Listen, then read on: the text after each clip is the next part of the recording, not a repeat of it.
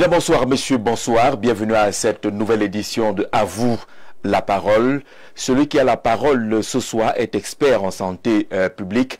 Il fait partie de ces belles étoiles camerounaises qui brillent à l'international, qui mènent des activités sur le plan national et ne cherchent forcément pas les caméras. Après ses passages à Paris en 2023, aux Nations Unies également en 2023, où il a brillamment exposé sur la lutte contre la tuberculose et le VIH. Les activités se multiplient sur le terrain. Il est à la tête d'une ONG qui s'appelle ONG FIS, qui vient d'ailleurs de mener une campagne de formation d'une trentaine de femmes dans l'arrondissement de Bipindi. Nous sommes dans les profondeurs du sud Cameroun, connu et très apprécié dans cette contrée, adulé, recherché de ce côté-là.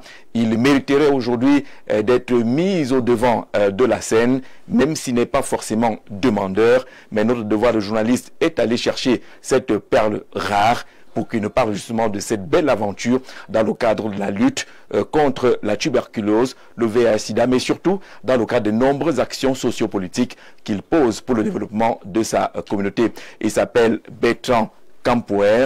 C'est lui qui a la parole ce soir. Monsieur Campouer, bonsoir et bienvenue.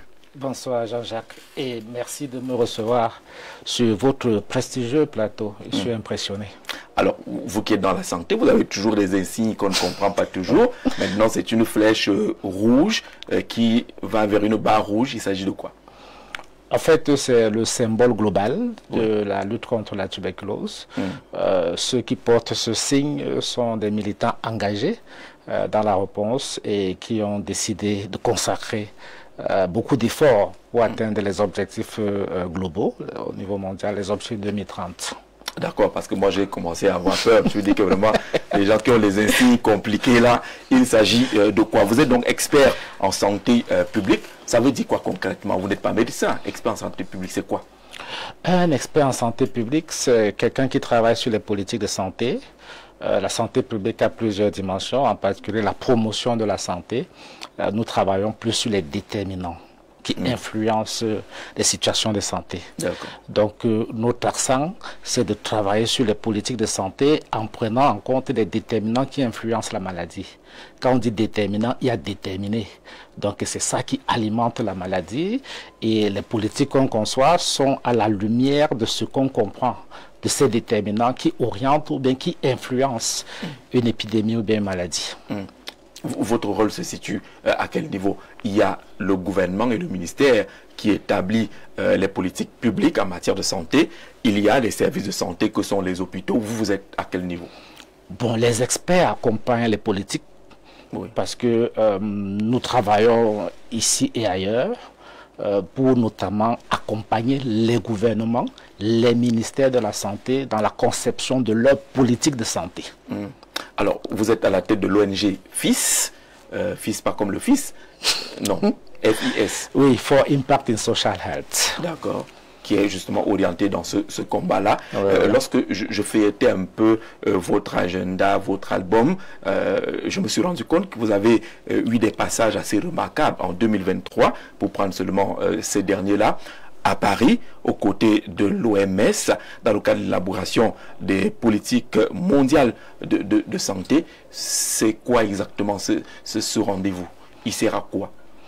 Oui, il faut dire que peut-être pour aller un peu plus haut, j'ai très fortement collaboré avec l'OMS entre 2018 et 2023 comme membre du groupe spécial sur la tuberculose. C'est un groupe d'experts de tous les continents qui accompagne l'OMS à ce moment sur des politiques spécifiques. Et à Paris, c'était l'achèvement d'un beau parcours parce que nous avons présenté le document où j'ai également eu la chance de contribuer, qui était la politique mondiale sur l'orientation de l'engagement communautaire pour mettre fin à la tuberculose. Donc c'était à l'occasion de la réunion globale de l'Union qui regroupe tous les experts dans le monde qui parlent de la tuberculose, des nouvelles politiques, l'innovation, les bonnes pratiques, la recherche, qu'est-ce qui est nouveau.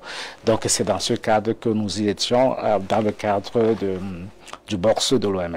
Et qu'est-ce qui a changé après ce rendez-vous? Est-ce qu'on a revu, réorienté cette politique mondiale? Oui, après ce rendez-vous, il y a eu le plan mondial de lutte contre la tuberculose 2030, ce plan mondial qui donne le chemin, la feuille de route. Aujourd'hui, le monde a un plan pour mettre fin à la tuberculose. Avant, c'était un peu, mais on a un plan pour mettre fin à la tuberculose. C'est accompagné également par ce qu'on appelle la stratégie de l'OMS pour mettre fin à la tuberculose d'ici 2035. Les piliers de ce plan, c'est quoi globalement? Les piliers de ce plan, si on parle du plan mondial pour mettre fin à la tuberculose, c'est basé sur 3 piliers. Il faut diagnostiquer 90% des personnes.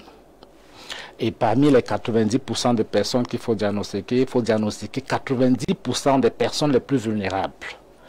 Parce que la tuberculose, elle est retranchée ou bien elle est plus développée sur les personnes qui sont en vulnérabilité. Et en troisième position, il faut également traiter 90% de ces personnes. Ça, c'est les principaux piliers du plan mondial de Stop TB pour mettre fin à la tuberculose, qui est aussi peut-être différent de la stratégie de l'OMS. Moi, je suis un Camerounais ordinaire. Je sors comme tout le monde, je prends la moto comme tout le monde, je m'assois également au bar comme certains, je me sens bien. Est-ce que ça vous intéresse de chercher à savoir si je peux être malade de tuberculose? J'allais dire que probablement vous avez une tuberculose latente. Non, vraiment. presque nous tous nous l'avons. Ah, d'accord. Oui, oui. Parce qu'on entend justement quand quelqu'un a une toux grave, bizarre, qu'on commence à soupçonner. Est-ce qu'il faut... Voilà, donc il ne faut pas attendre ce moment-là. Oui, il faut rapidement consulter. En fait, je disais que presque nous tous, on a la tuberculose latente. Maintenant, il y a des facteurs qui peuvent déclencher la maladie. Des facteurs en fonction de votre système immunitaire. Les facteurs qui peuvent être en fonction de là où vous travaillez. C'est là où on parle des mineurs, par exemple, qui sont une population à risque. Les facteurs en fonction de là où vous vivez. Par exemple, dans les prisons, la tuberculose, le risque est de 77 fois par rapport à la population générale. Dans les prisons? Dans les prisons. C'est quoi? C'est dû à la promiscuité ou... Extrême promiscuité, conditions de nutrition. Sûrement des comorbidités, donc des maladies qui sont des maladies opportunistes ou bien des maladies complémentaires qui ne sont pas directement la tuberculose, qui sont tous ces facteurs qui peuvent déclencher la maladie. Alors quand vous rentrez... Vous n'êtes pas dans aucun des cas là? Non, pas. On espère bien. On espère bien. C'est notre souhait. En tout cas, 2023, donc il y a cette politique mondiale de lutte contre la tuberculose. Et puis, la même année, en septembre 2023, vous êtes cette fois-là à New York. Il y a une session spéciale de l'Assemblée générale qui ouvre également une fenêtre sur la lutte contre la tuberculose. Vous faites une communication de ce côté. On espère on aura quelques photos avec la réalisation. Cette communication portait sur quoi? Elle portait sur 2 points. Le premier point, c'était d'honorer nos engagements. Le deuxième point, c'était de renforcer le financement de la tuberculose. Honorer nos engagements parce qu'en 2018, il y a eu la première session spéciale des Nations Unies sur la tuberculose, où j'avais eu le bonheur de participer à cette première session. Et il y avait la déclaration politique. La déclaration politique est ce document où tous les pays sont d'accord sur ce qu'ils vont faire au cours des 5 prochaines années, notamment augmenter le financement de la tuberculose, qui devait aller à environ 55 milliards pour la réponse mondiale. On devait avoir de nouveaux vaccins. En 2023, on devait déjà avoir un vaccin clair, pas le vaccin pour les enfants, mais on devait avoir un vaccin clair. En 2023, on devait déjà avoir la tuberculose dans les budgets nationaux qui a augmenté en termes de financement significatif. Donc il y avait ce nombre d'engagements clairs qui étaient notamment sur la question du vaccin, sur la question du financement. Et ma communication était sûrement de manière spécifique de renforcer les cadres de redevabilité pour que quand nous irons à New York en 2027, encore pour la 3e réunion, que les engagements que nous avons pris en 2018, en 2023, que finalement on puisse les respecter en 2027. Et c'est ça le souci de la tuberculose, parce que c'est une maladie qui se balade sur 3 siècles. Vous avez vu, le Covid est venu pendant quelques semaines, on a trouvé des vaccins, on a trouvé des financements, mais nous sommes sur 3 siècles. On fait les choses de la même manière et sans ressources supplémentaires, sans ressources nationales assez consistantes, on ne peut pas mettre fin à la tuberculose d'ici 2030 de notre vivant. Et la réponse, c'est quoi? Qu'est-ce que les Nations Unies disent? Est-ce qu'on peut avoir plus de ressources? Qu'est-ce que les États disent? Est-ce qu'il y a un engagement de ces États-là pour qu'on ait plus de ressources? Oui, ça se matérialise sur plusieurs canaux. Il y a la coopération bilatérale, multilatérale et avec le travail que les agences font. Ce sont des engagements de New York qui permettent au Fonds mondial d'augmenter la cagnotte de la contribution tuberculose, parce que le Fonds mondial s'occupe des 3 principales maladies, le paludisme, le VIH et la tuberculose. Donc c'est à cause de la déclaration politique et le besoin de financement que cette contribution augmente. Mais là où ça tarde un peu, c'est que généralement nos pays ne jouent pas le jeu, parce qu'une contribution nationale était aussi censée augmenter pour que dans le cas où on arrive avec des ruptures de financement au niveau mondial, que le niveau national puisse prendre le relais. Alors au niveau national, la lutte contre la tuberculose, est-ce qu'elle porte des fruits? Est-ce qu'elle est soutenue? Est-ce qu'elle est accompagnée? Est-ce que vous, qui êtes un expert, vous êtes fier de ce qui est fait dans notre pays? Oui, ici on peut d'abord saluer les efforts et la priorité qui est accordée par le ministre de la Santé, le docteur Malaouda Malachi. On a un plan stratégique qui est robuste. On a les ressources nationales qui sont octroyées et puis on a la possibilité que les acteurs communautaires puissent apporter leur contribution et c'est ce qui se passe. Globalement, c'est connu, le ministre l'a rappelé pendant la dernière journée mondiale de lutte contre la tuberculose. Je préfère mieux citer ces termes. Nous avons encore un gap de notification de près de 50%. Le gap de notification, c'est quoi? C'est par exemple, selon les estimations de l'OMS, le pays devait dépister environ 50 000 personnes. Mais nous arrivons à dépister uniquement la moitié. Donc peut-être vous faites partie de ce qu'on appelle ceux qui sont dans l'ombre. Et là c'est grave. On espérait être dépisté en direct. Là maintenant peut-être que ça se fera. Qu'est-ce qui manque? C'est les moyens, c'est les personnels pour qu'on puisse dépister les 50% prévus. Il manque 2 ou 3 choses. La généralisation des outils de diagnostic. L'OMS recommande de faire le GeneXpert en première intention et le GeneXpert doit être généralisé dans tous les types de formations sanitaires.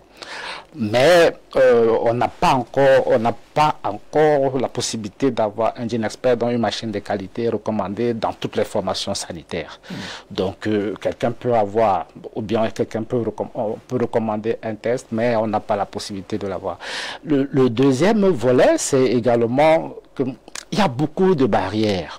C'est pour ça qu'on demande de rendre la réponse à la tuberculose sensible aux droits de l'homme et au genre. Ça veut dire que mettre en place des mécanismes qui peuvent permettre de dégager toutes ces barrières pour avoir accès. La tuberculose, généralement, ce sont des personnes qui sont vulnérables, faibles dans la société, économiquement faibles. Et cette problématique de coûts catastrophiques qui entoure la gratuité, c'est également un frein. En dernière position, on peut dire qu'on a besoin quand même d'augmenter la contribution nationale. La contribution nationale pouvait être plus, ça pouvait permettre de répondre à ces principaux défis, mais aussi avec l'alignement, comme le pays est dans la couverture santé universelle, permettre que également les personnes touchées par la tuberculose puissent être bien baignées par le voyage de la couverture santé universelle au Cameroun. Je vais m'attarder sur la tuberculose avant de parler de VIH. Est-ce que sur le plan mondial, il y a un classement qui pourrait montrer où se trouve le Cameroun? Est-ce qu'on a un pays, pour utiliser l'expression des autres, exposé ou un pays à risque? Est-ce que la tuberculose nous guette à chaque coin de rue? Oui, la tuberculose, on va dire globalement une photo, c'est que l'OMS classifie les pays qui ont les fortes charges dans le monde, c'est 30 pays. Donc si on règle la tuberculose dans ces 30 pays-là, on a réglé la tuberculose dans le monde.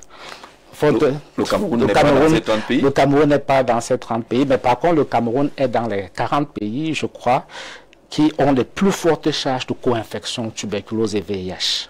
Co-infection, c'est-à-dire les deux. Les deux. Oui, donc nous sommes dans ces... Les deux marchent ensemble aussi. Généralement, mais parfois on a tendance à vouloir stigmatiser les personnes touchées par la tuberculose en pensant que tuberculose fait également référence au VIH, ce qui n'est pas le cas.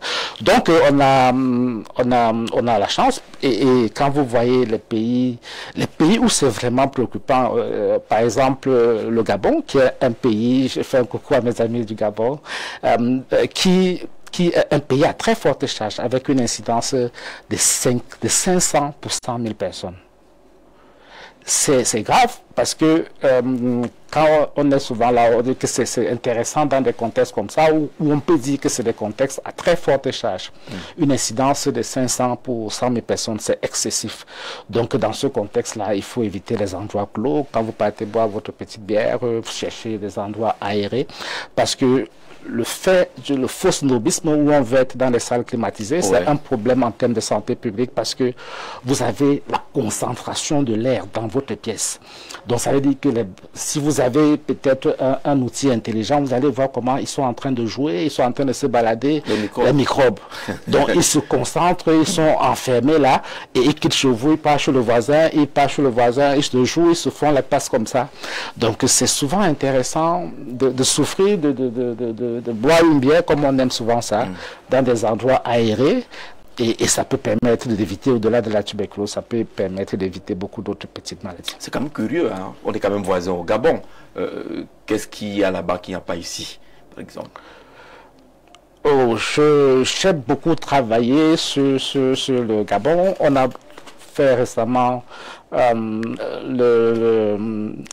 rapport de l'évaluation CRG qui a permis de mettre en place les éléments. Les autorités gabonaises ont toutes les informations sur ce qui a été dévoilé sur ce rapport. Et je crois qu'ils sont en train de prendre les bonnes mesures pour régler le problème là-bas.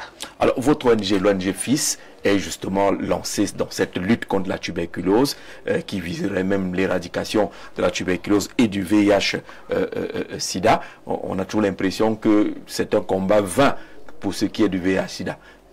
Il y a quand même des choses qui sont faites. Oui, le pays a avancé. Parce qu'aujourd'hui, on a plus de 400 000 personnes qui sont sous traitement et qui prennent correctement le traitement, ce sont des avancées. Mais comme on dit tout le temps, on a toujours besoin de renforcer la communication parce que le premier pilier pour la réponse au VIH, c'est le dépistage. Il faut qu'on se dépiste. Dans nos maisons, dans nos familles, il faut encourager les jeunes à se dépister. Et le deuxième pilier, c'est qu'on doit tout faire pour une prochaine génération sans sida. La prochaine génération sans sida, c'est investir sur la transmission parent-enfant. Donc, quand la maman est enceinte, il faut qu'elle fasse tout son circuit normalement et qu'elle puisse avoir un enfant qui est sain. Donc, pour nous, les principaux enjeux, c'est, si on parle globalement de l'ONG FIS, nos cibles sont la mère, l'enfant et l'adolescent. Donc sur la question du VIH également, nous avons un intérêt particulier pour l'enfant parce que c'est ça qui peut nous permettre de créer une génération sans sida dans 10, 15, 20, 30 ans. Alors comment est-ce que vous vous déployez, vous ONG FIS, dans ce combat-là? Vous déployez comment? Vous êtes où? Est-ce que vous êtes sur le terrain? Est-ce que vous allez à la rencontre des communautés? Vous leur proposez quoi? Vous vous déployez comment? On a un joli petit programme dans la région du Sud sur 3 districts de santé. Le district de santé d'Ambam, le district de santé de Kirsi, le district de santé d'Ambam, le district de santé de Bolova et Bolova urbain et le district de santé de Lolodov. Pendant 4 années, nous avons travaillé sur 5 districts de santé dans la région du Sud.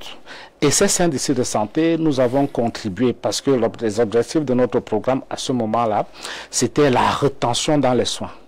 La rétention dans les soins, c'est que, premièrement, quand tu entres dans les soins, parce que le VIH c'est pas comme la tuberculose où on finit son truc en 6 mois ou bien en 9 mois, selon.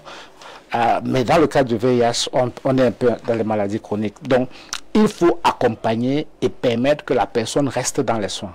Dépistage, traitement, suivi de son traitement, bonne santé, la charge virale diminue, la charge virale devient indétectable et tu commences à jouer au foot, au hand, au basket et tu te réintègres dans la société parce qu'à côté de ça, nous avons les programmes de bien-être.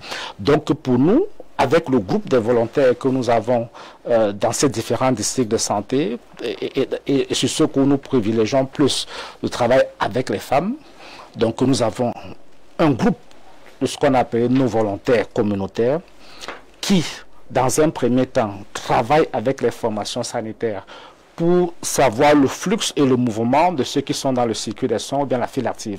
Et c'est avec cette file active qu'on apporte un accompagnement communautaire pour fidéliser ces personnes dans les soins. Et à côté de la fidélisation dans les soins, nous avons aussi un programme qui sont des programmes de santé mentale.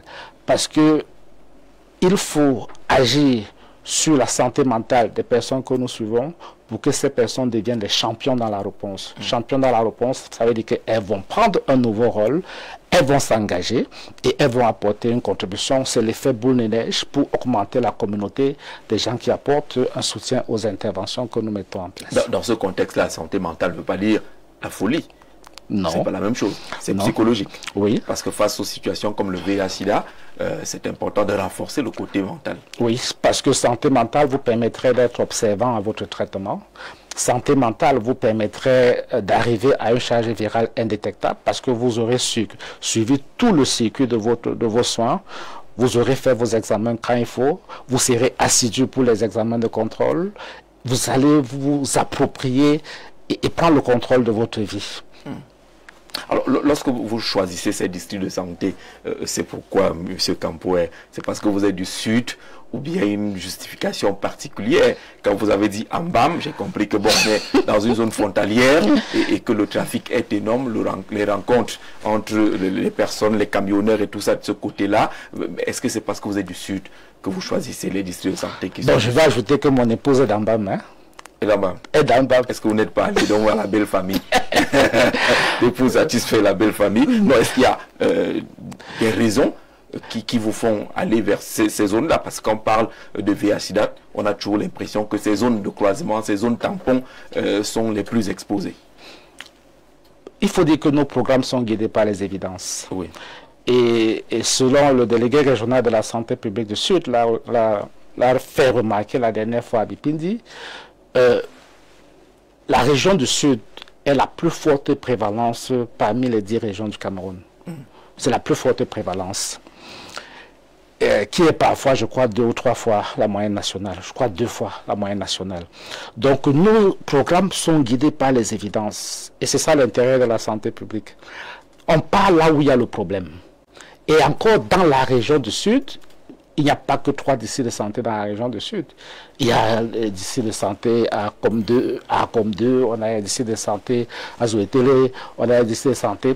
Encore dans la région du Sud, on a encore des districts de santé où à l'intérieur de la région, les données sont encore plus fortes que la moyenne de la région. Donc nos actions sont guidées par les données épidémiologiques qui nous renvoient là où il y a le problème et nous intervenons là où il y a le problème. Et c'est comme ça que nous sommes tombés dans le district de santé d'Ambam, peut-être à cause de cette cosmopolité dans la région. On a le carrefour des 3 frontières juste à côté. Aquí aussi. Oui, oui. On a aussi travaillé à Kribi et à un moment on s'est rendu compte que à Kribi, pourquoi on descend un peu à l'Holodof? On descend un peu à l'Holodof. On descend un peu dans le district de l'Holodof parce que Kribi, les premières frontières avec Kribi, c'est le district de santé de l'Holodof.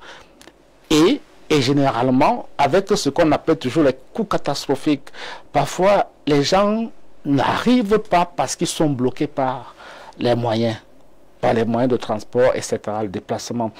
Et parfois, ce que les populations ne veulent pas apprécier, c'est qu'aujourd'hui, le système de santé a fait des efforts remarquables pour se rapprocher de la personne. Donc, si on est à Bipidi, on a une unité de prise en charge assez équilibré à Bipindi, on n'a pas besoin de venir à Kribi.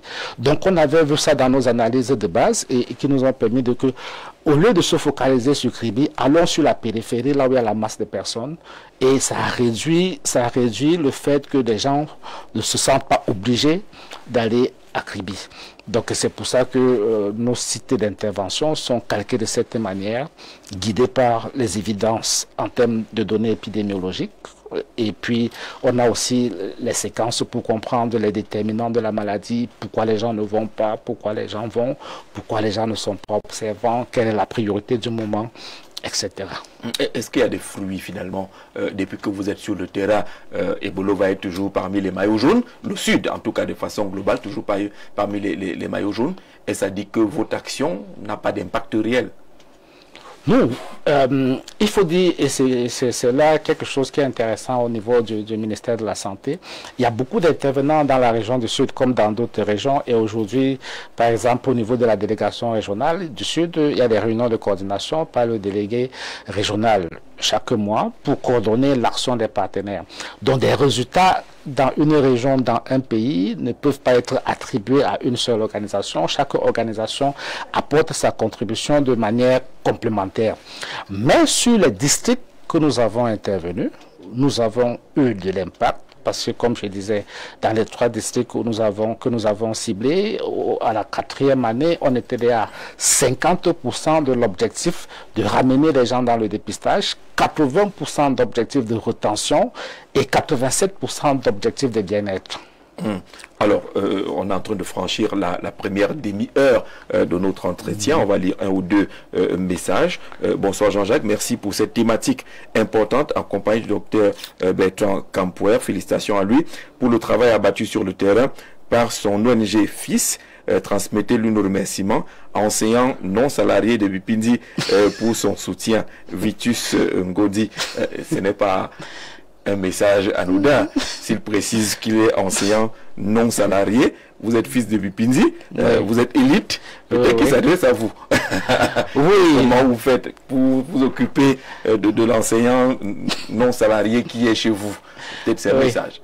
Oui, donc si on veut prendre cette composante-là, j'ai environ 15 mètres que je paye directement de ma poche chaque mois. Une quinzaine de mètres? Une quinzaine de mètres. Oui, dans les écoles primaires. Dans les écoles primaires de l'arrondissement, parce qu'on pense que l'éducation c'est important et il faut accompagner le gouvernement, il faut accompagner les efforts de nos jeunes frères qui aident nos enfants à nous remplacer demain. Vous voyez que bientôt on va parler de vous, de vos actions directement et de la perception qu'on a de vos actions sur place à Bipindi. On souhaiterait d'ailleurs recevoir beaucoup de messages venant de ce côté-là. Bonsoir, Grand Doc. Est-ce qu'une personne atteinte de tuberculose peut vivre dans un cadre commun avec sa famille sans qu'il y ait contamination? Là, c'est technique. Vous avez une réponse? Oui. On dit que dès que vous avez commencé votre traitement, environ 2 semaines, vous n'êtes plus contagieux. Vous n'êtes plus contagieux, mais n'arrêtez pas votre traitement.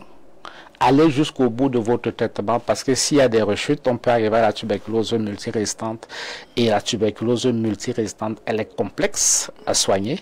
Et si on échoue au niveau de la TBMR, on peut arriver à la TBXR, tuberculose ultra résistante. Même dans des pays très très développés, c'est difficile de se prendre en charge. D'accord, je ne sais pas ce que veut dire ce message, il n'est pas signé. On dit bonsoir Doc, le choix du peuple. Moi, j'ai compris, peut-être que la suite de l'émission nous dira quelque chose là-dessus. Alors, quelles sont les tendances aujourd'hui réelles? On vous a peut-être posé la question sur l'impact de votre combat sur le terrain. Quelles sont les tendances? Est-ce qu'on a l'impression que les choses changent, les mentalités changent, les gens sont plus prévoyants, prévenants, ils prennent plus soin d'eux-mêmes face à cette menace que constitue le VIH ou la tuberculose? Les tendances, c'est que malheureusement, il y a de nouvelles infections. Ça fait 2 semaines, nous avons organisé une campagne de masse au district de santé d'Odja. On a eu environ sur près de 500 personnes. Odja ici à Yaoundé? Oui, au district de santé d'Odja. D'accord. Oui, oui, on a eu un pourcentage de positifs peut-être à 14%. C'est grave. Et c'est davantage la tranche d'âge des jeunes adolescents, 19-24 ans. Où malheureusement on a l'impression qu'il y a une baisse de garde parce que ce sont de nouvelles infections qui choquent.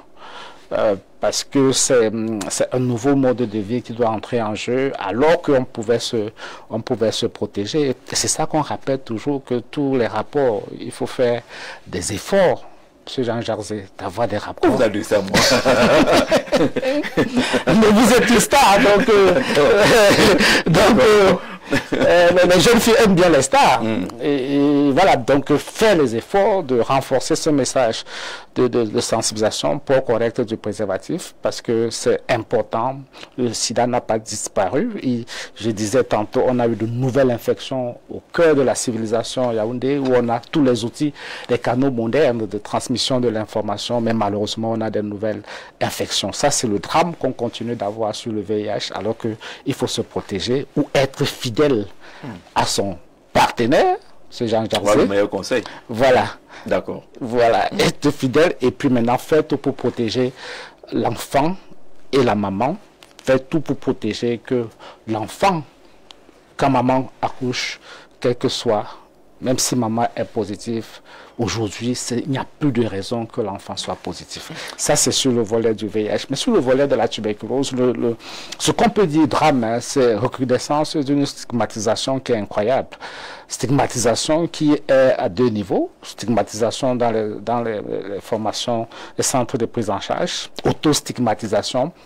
Et c'est cette stigmatisation-là qui repousse des personnes des soins, qui oriente des personnes vers des dépistages non classiques et non recommandés, des consultations bizarres chez les tradis praticiens, oui. Et on perd le temps, et c'est comme ça qu'on peut avoir une complication et nous amener à une tuberculose multirésistante. Est-ce que votre combat n'est pas compliqué ces derniers temps? Quand vous parlez d'Odja, on voit bien le secteur, par exemple, où il y a une prolifération des activités nocturnes, une multiplication des débits de boissons, de bars, on dort presque plus de ce côté-là, Odja et Koumdoum et consorts. La consommation des drogues est au rendez-vous. Les coins de filles... Vous connaissez très bien ce coin-là. Naturellement. C'est ça le bon reporter. C'est ça le bon reporter. On connaît ces zones d'activité. Vous avez des zones comme celle-là. Est-ce que ça ne complique pas aujourd'hui votre travail? Les jeunes sont de plus en plus jeunes dehors, à des zones, à des heures tardives et avec des activités peu recommandables. Oui, c'est pour ça qu'on dit que tout ce travail est une multisectorialité. Tout ce travail ne doit pas être aux mains de la santé publique, ne doit pas être aux mains uniquement du système de santé. Il y a le ministère de l'administration territoriale, les forces de l'ordre, il y a les médias qui peuvent s'impliquer pour la sensibilisation, il y a le ministère de la communication qui peut amplifier les messages, il y a le ministère de la femme et de la famille. Donc, quand on parle même du comité national, le comité national de lutte contre le sida, c'est un comité national multisectoriel. Dans d'autres pays, on appelle ça clairement comité multisectoriel. Ici, s'il est multisectoriel, ça veut dire que chaque institution arrive dans ce comité, arrive dans ce carrefour et apporte sa part. Et c'est au moment où on aura une multisectorialité achevée avec une prise de responsabilité de tous ces différents acteurs diversifiés, chacun jouant son rôle, qu'on pourrait avoir le contrôle. Une seule entité ne peut pas permettre d'atteindre un résultat significatif. Est-ce que ces messages passent? Est-ce que vous vous retrouvez en comité justement pour souligner l'importance de l'implication de tous ces sectoriels? Oui, aujourd'hui au Cameroun, on peut dire que les comités sont multisectoriels et ils sont fonctionnels et ils ont des régularités dans leurs réunions qui généralement sont présidées par le ministre de la Santé. Alors, quelques questions encore. Bonsoir Doc, j'aimerais avoir les différents points où on peut se faire dépister. Est-ce qu'il y a des points repérables là où les dépistages peuvent avoir lieu contre la tuberculose par exemple? Aujourd'hui, au Cameroun, la première formation sanitaire, vous entrez, vous avez un test VIH. Si aussi dans le site, il n'y a pas un outil pour faire un bon diagnostic de la tuberculose, on va vous référer vers une formation sanitaire CDT ou bien une formation sanitaire satellite. Mais vous ne pouvez pas entrer dans le système et ressortir sans avoir droit à votre diagnostic. D'accord. De qualité. Quels sont les signes qui nous permettent de savoir si on est atteint de la tuberculose? Vous voyez que bientôt on va entrer dans les questions purement techniques de santé, mais allez-y, si vous avez une réponse là-dessus, quels sont les signes? Nous on sait que c'est lorsque tout devient un peu grave qu'on imagine. Oui, et aujourd'hui, on dit qu'il ne faut pas attendre les tours de 14 jours, comme on disait avant. Une tour qui se rapproche déjà de plus de 7 jours, il faut directement aller chercher un diagnostic. Vous pouvez aussi rester à la maison, vous avez l'impression que vous avez des sueurs nocturnes. Vous suffoquez dans la nuit, ça c'est un signe, parce qu'il y a plusieurs formes de tuberculose, il faut rappeler ça, la tuberculose n'est pas seulement pulmonaire, il y a la tuberculose osseuse qui peut se réfugier sur un membre qui n'est pas directement perceptible. Donc, certes, la toux est le premier signe, mais il y a d'autres signes comme les signes de fatigue, des signes de sueur nocturne, qui sont des outils, ou bien qui sont des signes pour consulter. Bonsoir, c'est l'homme qu'il nous faut à la tête de la mairie de Bipindi pour espérer un changement. Il a suffi que vous annonciez que vous payez les enseignants pour qu'on commence à vous imaginer maire de ce côté. Bonsoir Jean-Jacques Zé, bonsoir Bertrand Campouer.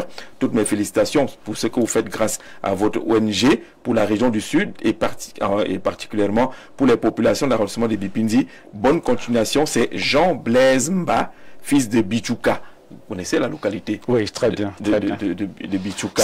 On dit de Bichouka que c'est le village le plus célèbre du département. Le plus célèbre. Il a quoi de particulier? Bonsoir Jean-Jacques et aussi au docteur Campouer. Très belle émission, surtout en présence de ce grand monsieur qui est le choix du peuple dans l'arrondissement de Bipindi. Je crois qu'on ira à Bipindi. Je crois qu'on ira à Bipindi. Merci pour tout ce qu'il fait et que le Seigneur continue de lui accorder la force de réagir et d'aider ceux qui sont dans le besoin. Voilà, est-ce qu'on aura d'autres messages? Bonsoir Doc, merci pour toutes les actions menées sur le terrain. Pourquoi il n'a pas un réel cadre politique à l'instar de la section de l'accession à la mairie? Voilà, on commence à dire que pourquoi vous vous esquivez, vous faites semblant alors que lui vous voit. Je dis grand merci à l'expert de santé publique. Parlant de l'approche vulnérabilité, pourquoi pas la mise sur pied d'un sous-programme de lutte contre la tuberculose en milieu Bagueli, peuple autochtone, Simplice Ngiamba, fils de Badjouka. Est-ce qu'il y a, justement, qu'est-ce qu'il dit? Pourquoi ne pas mettre sur pied un sous-programme de lutte contre la tuberculose en milieu Bagueli? Ce sont les peuples autochtones là-bas du côté de Bipindi. Oui, c'est comme la stratégie sectorielle santé, elle est fixée sur l'équité. Les principes et les valeurs fondamentales de notre stratégie sectorielle santé du Cameroun, y compris également le plan stratégique, ne laisser personne en marche. Et les stratégies, quand vous lisez le plan stratégique, vous voyez effectivement que personne n'est laissé en marche. L'homme de la situation pour sortir du pidi de l'obscurité, en avant futur maire, c'est Godefroy, enfant de l'eau, je sais pas, c'est juste le pseudo qui est affiché. Bonsoir, docteur Campouer. Tu es une bénédiction pour notre arrondissement Bipindi. Merci ton soutien au ménage de notre village Bidjouka et environ. Tu es le futur maire de Bipindi. Il faudra vous inscrire sur les listes électorales. Les élections municipales, c'est en 2026. Je crois qu'il n'est pas tard, il n'est pas non plus tôt. Voilà, donc il faut déjà vous inscrire. Peut-être que ça va amener le docteur à penser justement à cette affaire-là. Bonsoir à vous sur le plateau. Très belle émission et merci pour le choix de l'invité. S'il vous plaît, parlez-nous un peu de la tuberculose pédiatrique quand on sait que les formes de dépistage sont très douloureuses chez les enfants de moins de 5 ans. Emmanuel Eco depuis Paris. Tuberculose pédiatrique, voilà, vous avez une réponse. Oui, il faut commencer par dire que la tuberculose pédiatrique est une priorité dans le plan stratégique. Le souci était qu'au cours des 5 dernières années, on a une stagnation de la notification qui était à 5,5 chez les enfants. Alors que l'OMS recommande une notification de 10 à 12% chez les enfants. Pourquoi cette notification peut être stagnante? Ça peut être pour 2 ou 3 raisons. L'une des premières raisons, c'est la qualité de comment on fait le diagnostic de la TB chez l'enfant. On appelle ça généralement la méthode de tubage. Donc c'est un gros tube qu'on envoie dans la gueule de l'enfant. Il souffre et ça fait une hantise à la fois pour le personnel de santé que pour la maman. Généralement les mamans pleurent quand l'enfant est en train de subir ce type de diagnostic-là. Donc, même le personnel de santé est parfois gêné. Aujourd'hui, le Cameroun a muté vers le diagnostic par les selles. Le diagnostic par les selles, c'est que l'enfant fait son bon petit caca le matin et la maman récupère. On peut détecter s'il y a une présence de TB dans les selles.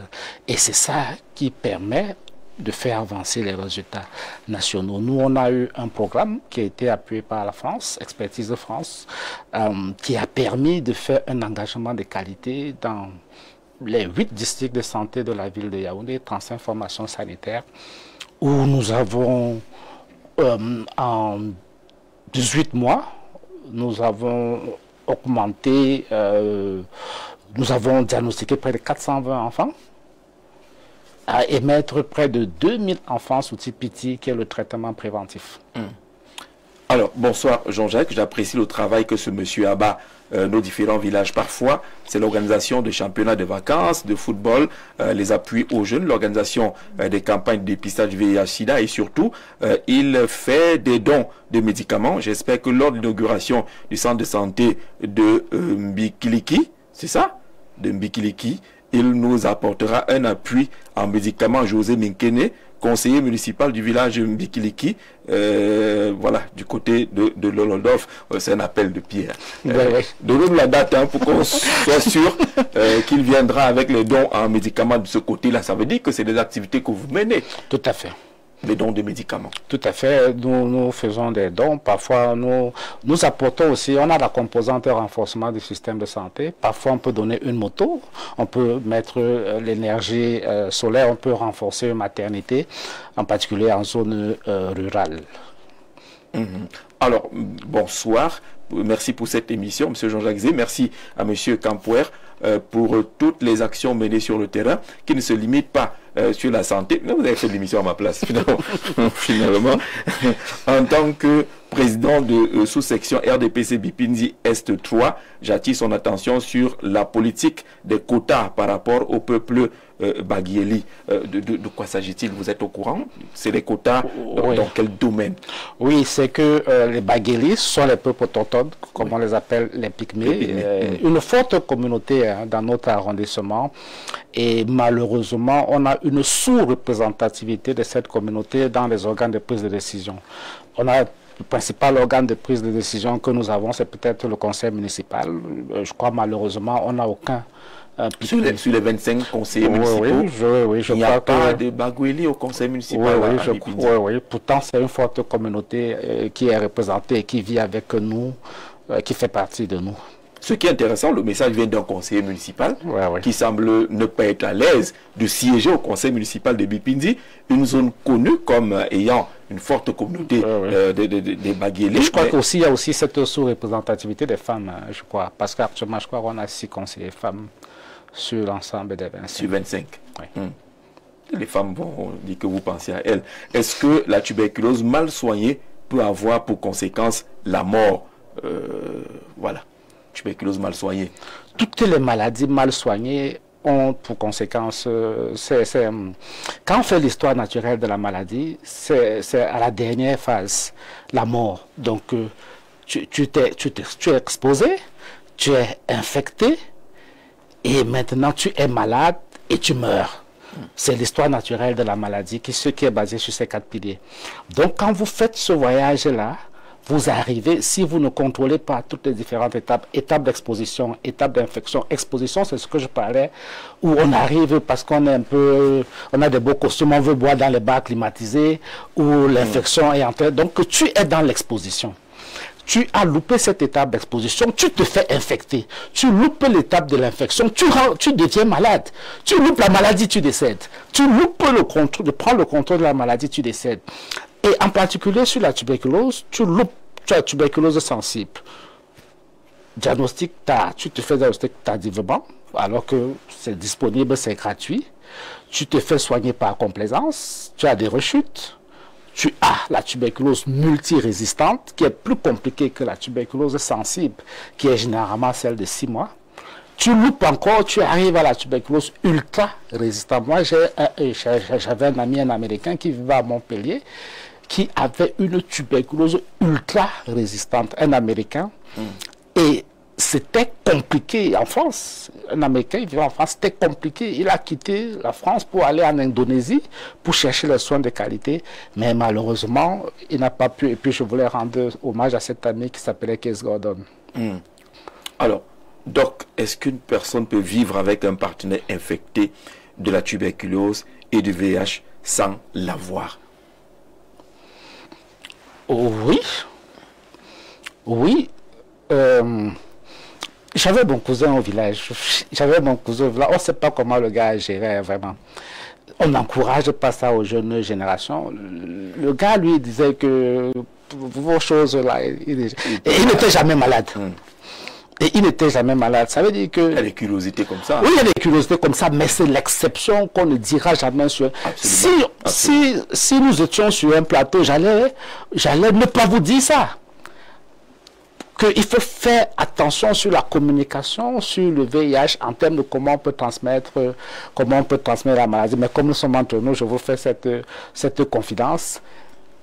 On peut vivre normalement avec un partenaire qui est positif et on n'est pas positif parce que on fait le canon de protection ce que j'étais en train d'évoquer tout à l'heure là, qui permet de l'avantage encore qu'on a, c'est que quand vous êtes observant, on a dit qu'à un moment vous arrivez où la charge virale est indétectable. Donc vous reprenez le foot, le tout et tout ça là, donc c'est fait que vous ouvrez de nouvelles opportunités de loisirs dans le couple qui vous permet de vivre normalement. Sur le volet de la TB, je disais que quand vous avez commencé le traitement, quelques semaines après la prise de traitement, vous rentrez dans votre cadre familial et vous vivez normalement. On n'a pas besoin, et c'est ça la source de stigmatisation, parce qu'on a toujours tendance à vouloir repousser en disant que c'est... Mais les maladies comme la tuberculose, on parle beaucoup de rechute. Pourquoi est-ce qu'il y a toujours beaucoup de cas de rechute avec la tuberculose? Est-ce parce que le traitement n'est pas allé à son terme? Est-ce parce qu'il y a des complications qui peuvent survenir sans qu'on trouve toujours une véritable explication? La rechute, c'est parce que vous n'êtes pas observant. Et l'observance, c'est quoi? C'est pourquoi on dit le traitement de la tuberculose, la stratégie pour la tuberculose, on appelle ça DOTS. Le DOTS, c'est traitement directement observé. Ça veut dire que vous prenez votre médicament, il y a quelqu'un qui vous regarde, vous ouvrez la bouche, ouvre la bouche ou soulève la langue. On voit encore aval. Ça, c'est pour, à l'époque, c'était pour éviter qu'on ne puisse pas avoir des rechutes parce qu'on devait être observant. Aujourd'hui, les nouvelles théories avec la question des droits de l'homme, on ne recommande plus trop de dots, mais beaucoup de pays utilisent encore le dot. Mais l'avantage que d'autres avaient, c'était que ça permettait d'être observant. En étant observant, vous n'aurez pas de rechutes. Le médicament de la TB, c'est que si vous avez pris ça et vous avez l'impression, parce que c'est le cas, 1 mois, 2 mois après, vous avez l'impression, parce que c'est une certitude, que vous avez vraiment l'impression que ça va. Quand vous avez l'impression que ça va, c'est comme quand on prend le paludisme, 1 jour, 2 jours, on dit que c'est bon, on laisse. Quand le paludisme revient là, il devient violent. Oui. C'est exactement ça. Quand vous avez coupé la chaîne de votre prise en charge, quand vous revenez, vous n'êtes pas observant, vous faites la rechute. Et quand vous faites la rechute, il y a quand même quelques chances que vous puissiez être multirésistant. Félicitations, M. Campoué, pour les actions remarquables que vous menez du côté de Bipindi et ses environs. KM 2026, ce sont les initiales de votre nom là. KM 2026, ils ont déjà créé hashtag, un hashtag. Voilà, KM 2026. Bonsoir Jean-Jacques, j'aimerais savoir où se situe l'ONG FIS. C'est plus direct là.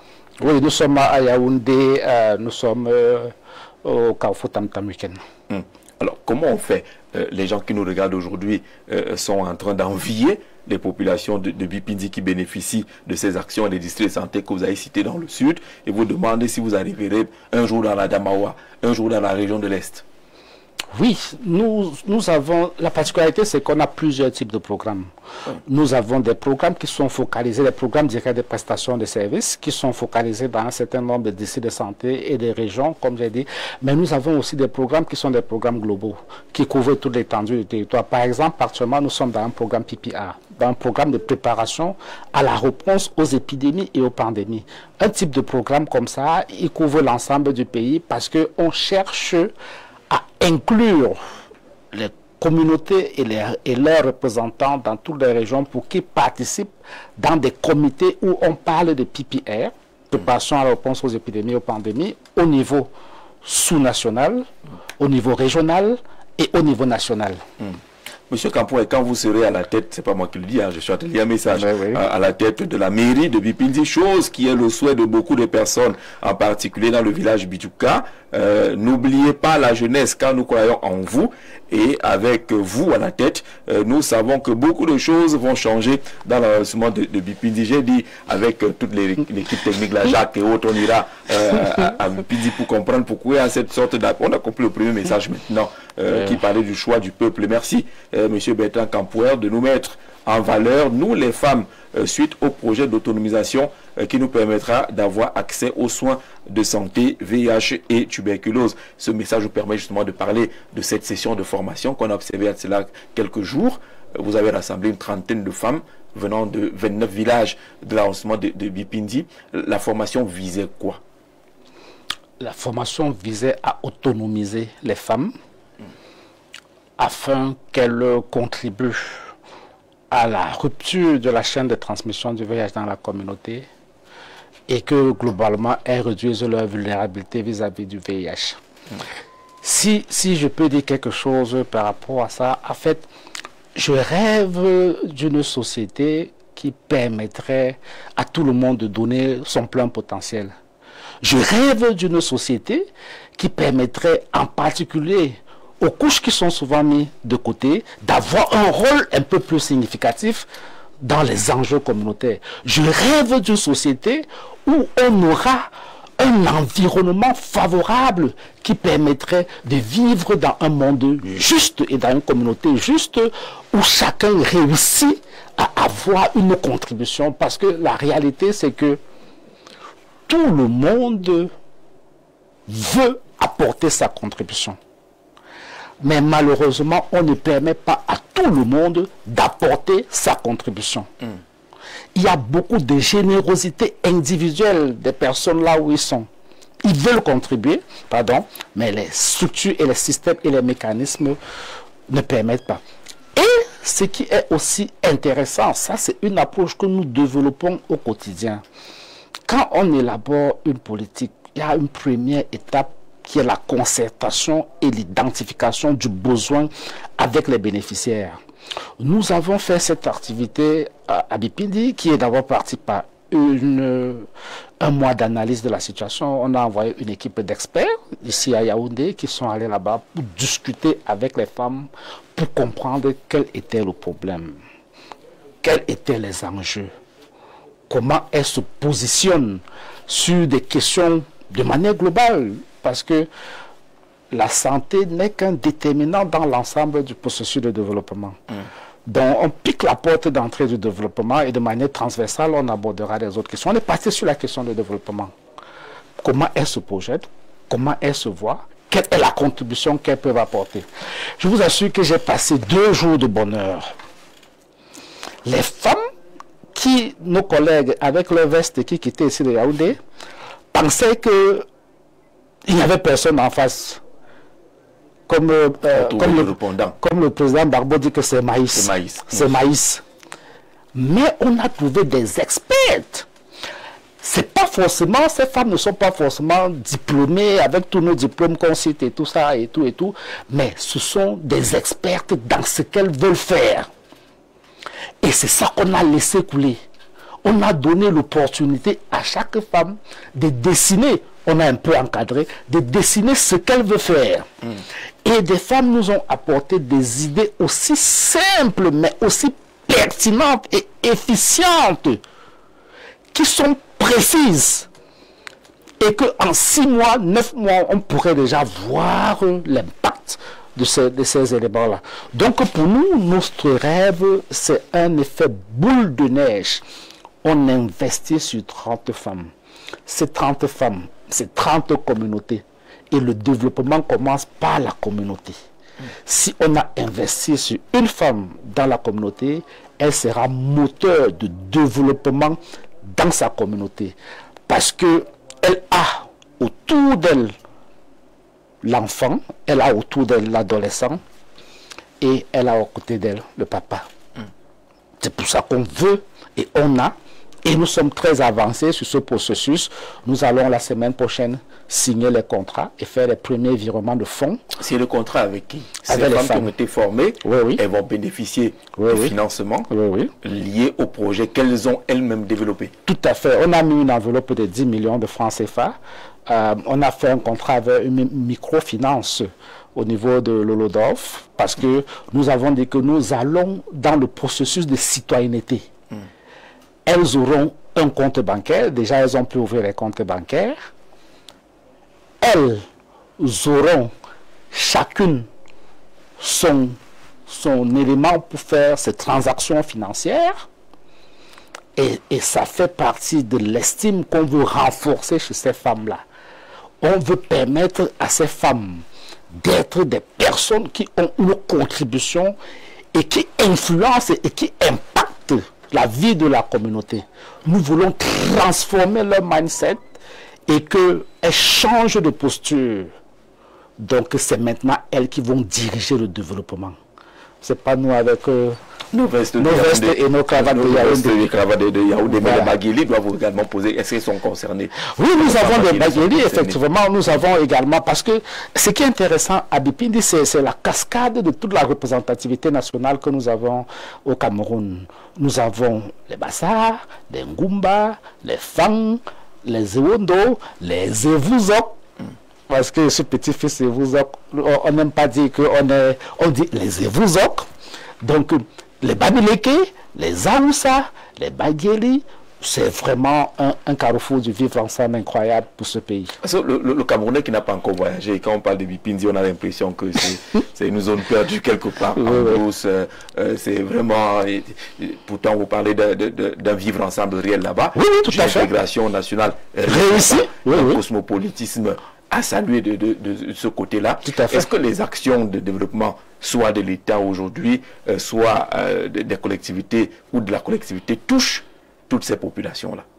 Si vous appréciez un peu les actions qui sont menées par l'État pour Bipindi. Je vais vous amener un peu loin là maintenant. Oui, j'allais dire, il y a des opportunités manquées. Oui. Il y a des opportunités manquées parce que si vous prenez Bipindi, l'arrondissement de Bipindi, c'est un scandale touristique. Oui.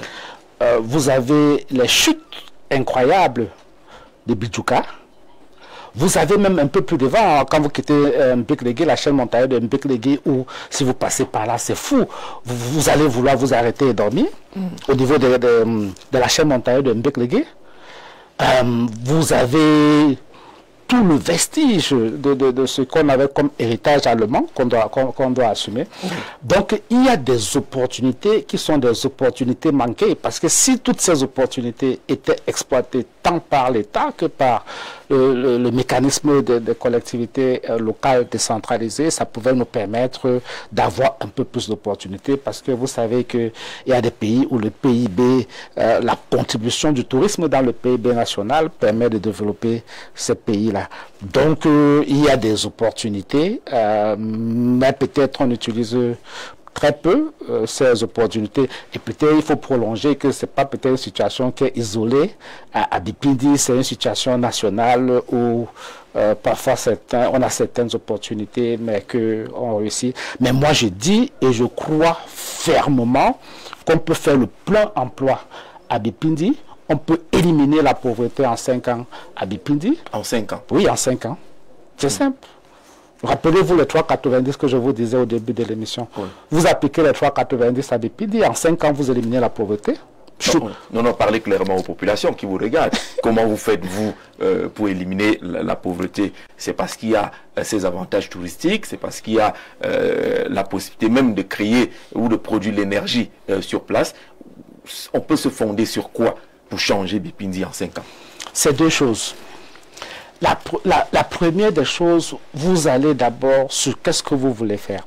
Qu'est-ce que vous voulez faire, c'est en fonction de ce que vous avez comme acquis. Acquis au niveau de l'arrondissement. On peut faire de l'agriculture intensive. On peut faire...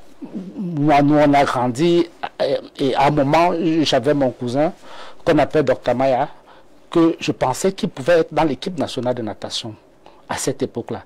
Et comme ça, dans tous les villages, on a des talents incroyables. Mais ne faites pas comme les gens de Yaoundé au niveau. Qui disent que vous pouvez faire l'agriculture intensive. Est-ce que vous avez essayé fait de l'agriculture? Particulièrement, moi j'ai une plantation. Vous avez une plantation? Particulièrement, quand oui. Vous produisez, vous envoyez les produits où? Est-ce qu'il y a la route? Est-ce qu'il y a la possibilité de les commercialiser? Ça fait partie des problèmes. Peut-être on aura le temps d'aborder ça parce que ça c'est une question qui nous met très mal à l'aise.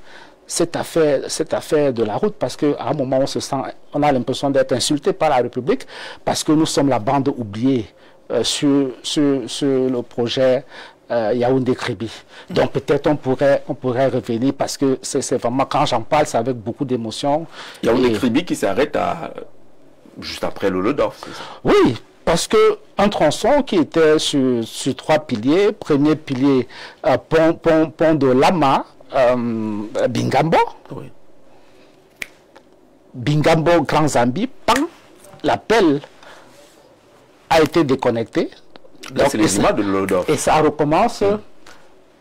Ici, je crois qu'on est encore en Goumou, on est encore sur la route de voilà.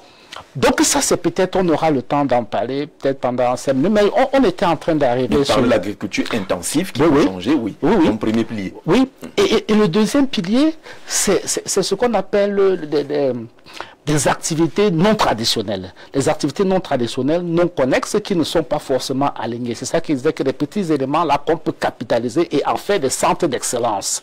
Le troisième pilier, c'est la capitalisation de l'énergie.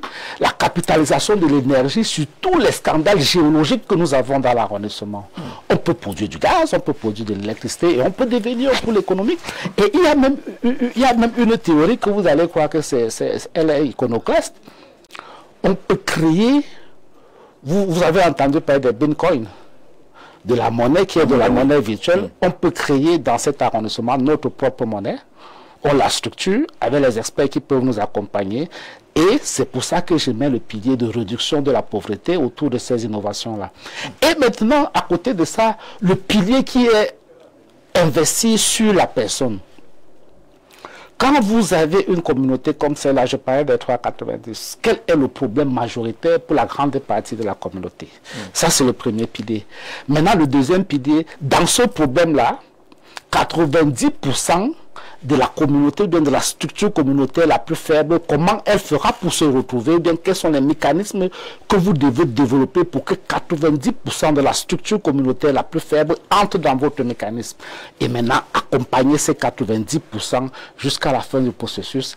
Et en 5 ans, si Dieu le veut, on réduit la pauvreté. Est-ce que vous n'êtes pas en train de nous amener dans le monde merveilleux? On vous dira que vraiment tout ce qui est raconte là, il va prendre l'argent. Ou quelles de bonnes idées? Est-ce que ce n'est pas un rêve, ce n'est pas l'utopie? Non, moi je connais fabriquer l'argent, je connais créer l'argent, je connais rechercher l'argent, et ça j'assume ça, que je connais trouver l'argent. D'accord. Quand j'ai besoin d'argent, je connais où trouver l'argent. Normalement, hein? Oui, oui. N'ayez pas peur, Jacques. Ça, c'est une bonne déclaration. Oui, oui. Si vous êtes proche de quelqu'un qui sait comment on trouve l'argent, pourquoi est-ce que... Non, c'est une très belle déclaration. Okay. Alors, bonsoir, Raphaël Edougou. Je vois votre série de messages, parce que tout à l'heure, on va recevoir Nadège Yugen, qui a recensé quelques questions sur les réseaux sociaux. Depuis qu'on a annoncé votre passage ici, elle viendra vous poser ces questions très rapidement. Bonsoir, Jean-Jacques Zé. Je salue le docteur Campouer.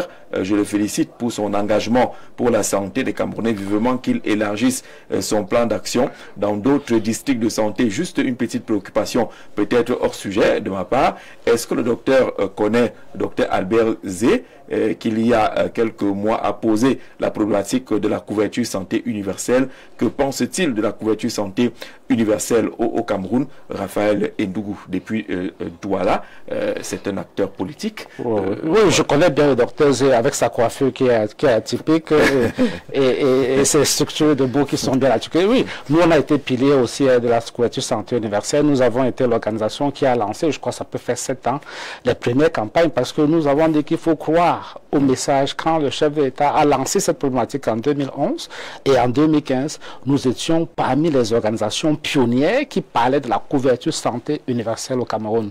Et aujourd'hui encore, c'est un des axes stratégiques de notre organisation.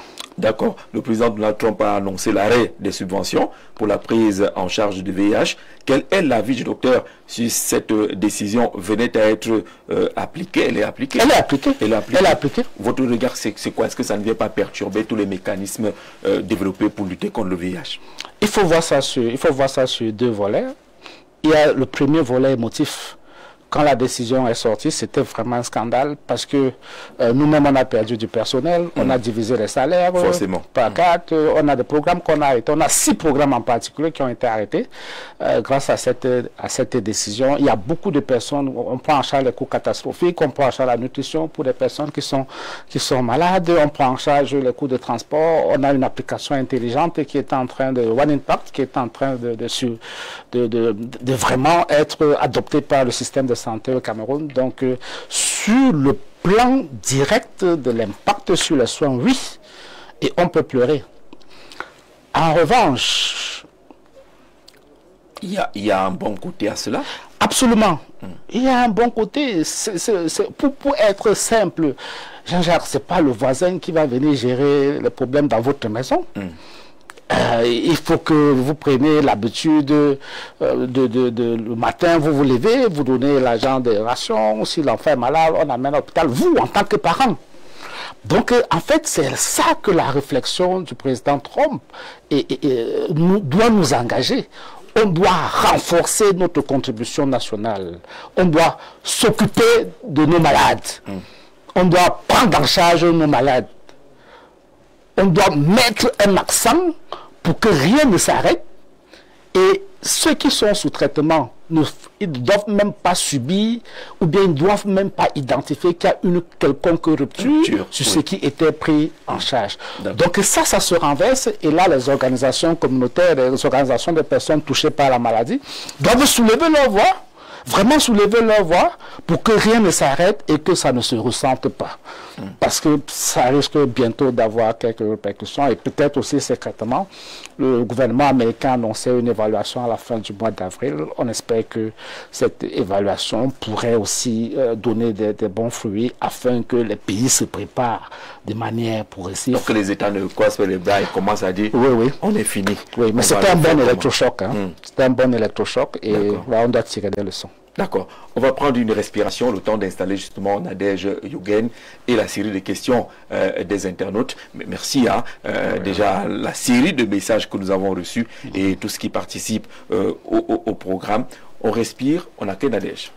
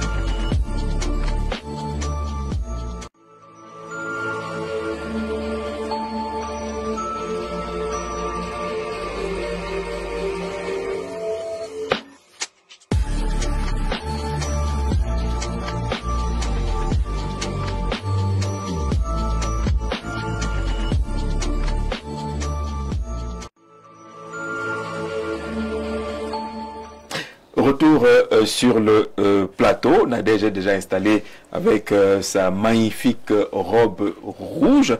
Bonsoir Nadège et bienvenue. Merci Jean-Jacques. Nous avons docteur finalement Bertrand Campoy qui est avec nous comme invité. Les internautes n'arrêtent pas de réagir. Je vais utiliser un peu une de vos secondes. Bonsoir Jean-Jacques Zé, le meilleur journaliste du Cameroun. J'admire votre travail. Merci. S'il te plaît, demande à Bertrand Campoy pourquoi avec toutes les élites qu'il y a à Bipindi, il n'y a pas de route, il n'y a pas de lumière. À son niveau, que propose-t-il pour le changement Judith depuis Malmayo? Voilà, on commence par là avant que Nadège n'enchaîne avec les questions, d'autres questions d'internautes. Non, à plusieurs reprises, de manière affichée, toute l'élite, y compris notre élite majeure, notre très chère élite majeure, c'est une préoccupation et une priorité pour notre élite qui fait tous les efforts. Mais on croit que c'est plus pernicieux. Votre élite majeure, c'est qui? Oh, c'est notre élite majeure. Vous voulez pas prononcer son nom? Il est très... l'aîné ne m'a pas donné la permission, mais je sais qu'il regarde et je dis bonsoir à l'aîné, très sympathique. Bonsoir, monsieur le ministre, l'aîné. Voilà. Voilà. Très bien. La question de Judith, qu'est-ce que vous faites pour que ces choses-là changent, vous, élite? Oui, on soulève notre voix et ça fait partie des points importants que je veux faire remarquer ici. On pense que ce n'est pas juste ce qui se passe. Le chef de l'État, son Excellence Paul Biya, a investi sur Kribi comme premier poumon économique, je veux dire, dans l'espace francophone. Et ce projet, le port autonome fonctionne merveilleusement bien, mais il faut relier le port. Et la meilleure manière de relier le port à Yaoundé, c'est la route Yaoundé-Kribi en passant par le pont de Lama, Mbigligui, Bipindi, jusqu'à Yam. C'est pas juste... Bipindi à combien de kilomètres de Kribi? Bipindi est à environ 40 kilomètres de Bipindi. Et notre petit espace sinistré, la bande sinistrée, elle est à environ de 37 kilomètres. Et au moment où on faisait les réflexions, on avait suggéré, faites passer la route derrière la rivière.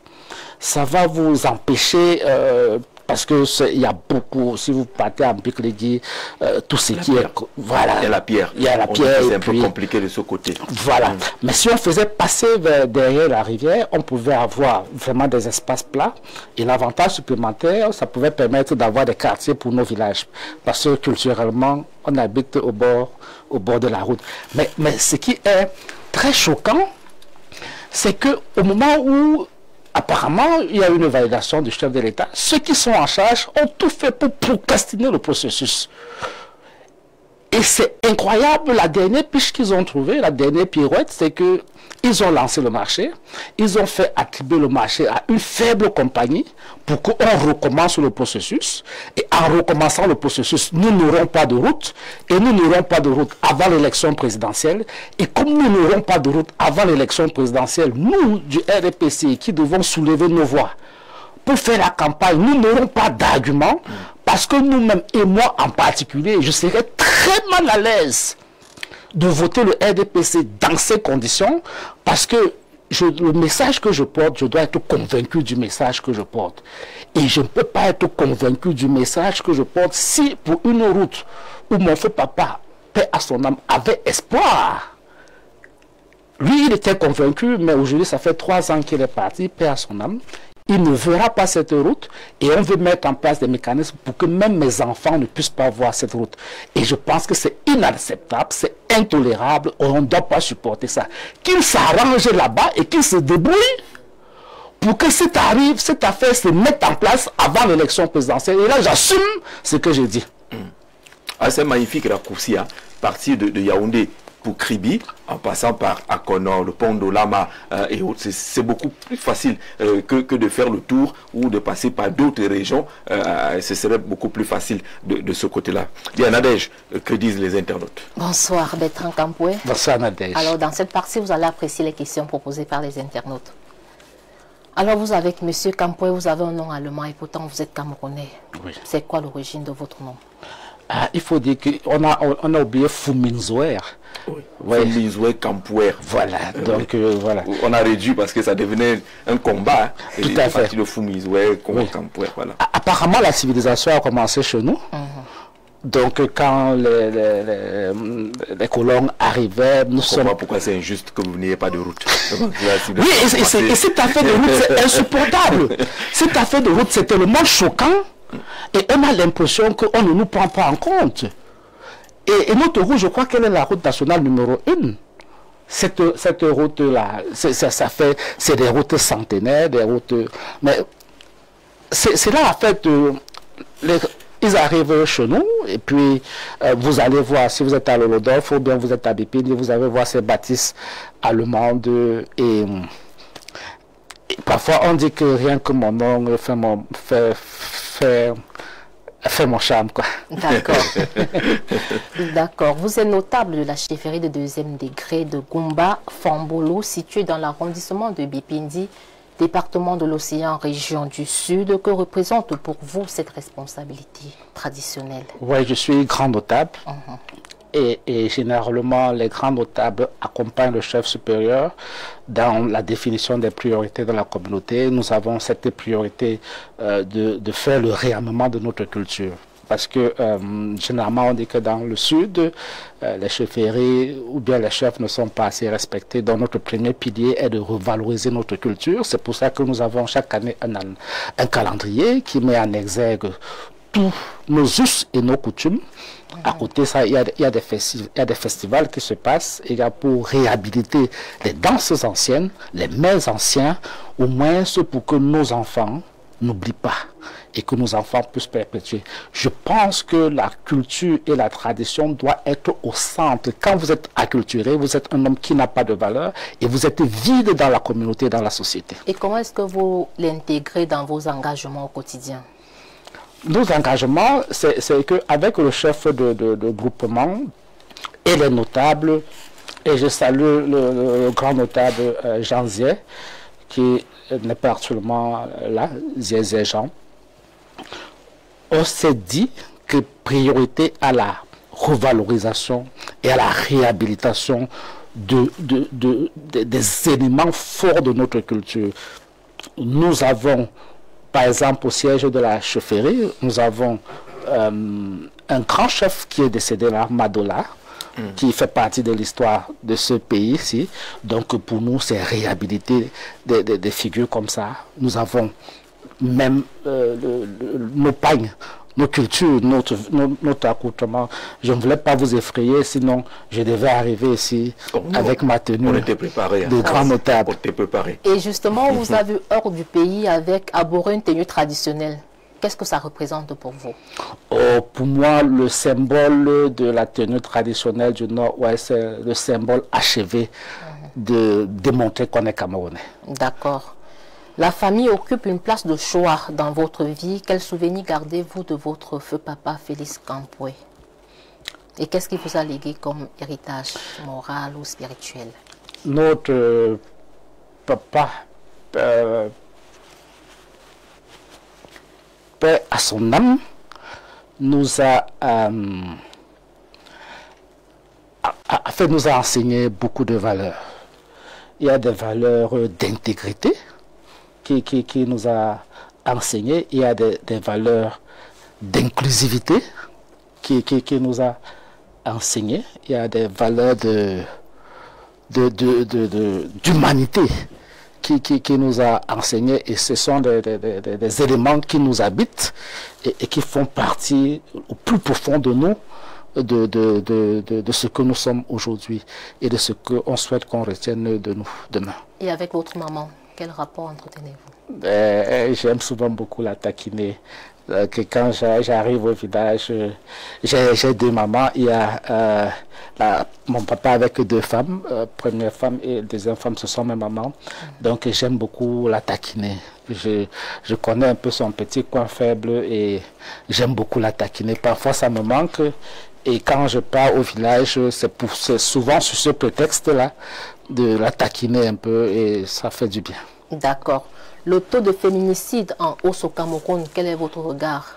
Un manque d'amour ou d'attention? c'est un manque, c'est une fuite de responsabilité.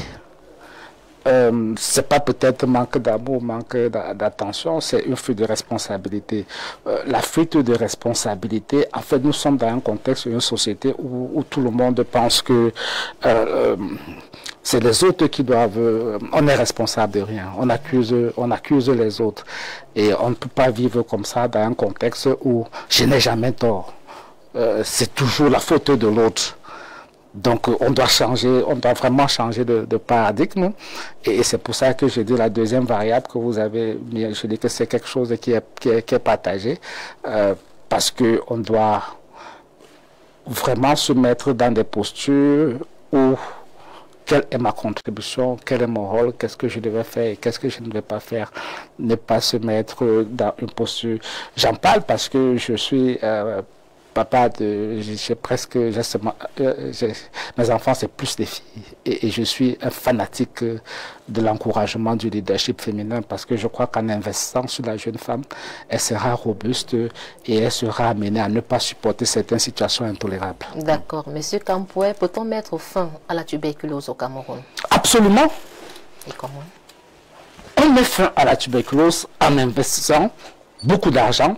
On met fin à la tuberculose en renforçant le leadership au plus haut niveau. Et ici, nous, en tant qu'organisation, on a fait une demande à la première dame du Cameroun, Madame Chantal Biya, pour qu'elle soit marraine de la réponse tuberculose. C'est un bon exemple qu'on a vu au Nigeria, où la première dame du Nigeria est vraiment très engagée.